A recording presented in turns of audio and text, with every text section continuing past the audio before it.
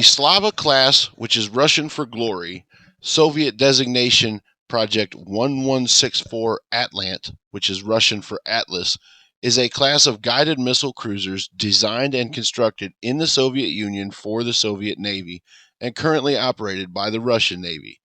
Ukraine has one unfinished ship of this class as well, but, well, It's junk, it is. Junk. let's move on. The design started in the late 1960s, based around the use of the P-500 Basalt missile, and was intended as a less expensive, conventionally powered alternative to the nuclear-powered Kirov-class battlecruisers. All ships were built at the 61 Communard shipyard in Nikolaev, Ukraine. Originally, 10 ships were planned, but with the collapse of the Soviet Union, only 3 were completed. A 4th vessel was launched, but final construction remains incomplete, and the ship has not been commissioned into service.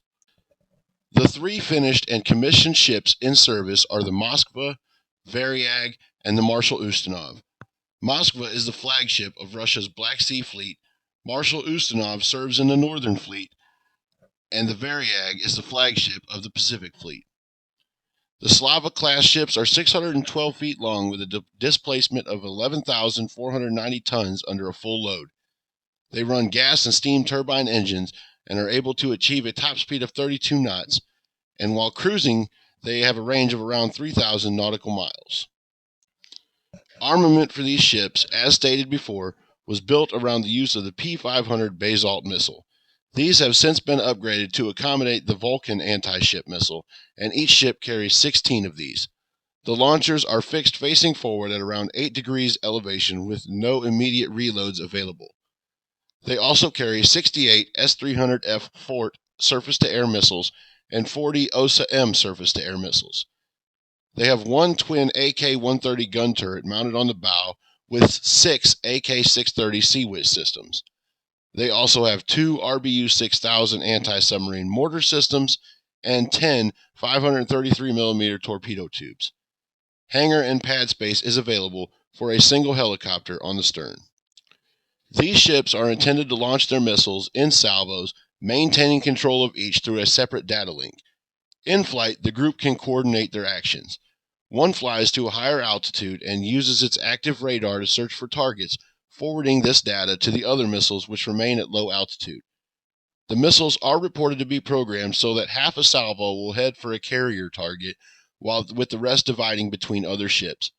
If the high-flying missile is shot down, another from the salvo will automatically pop up to take its place.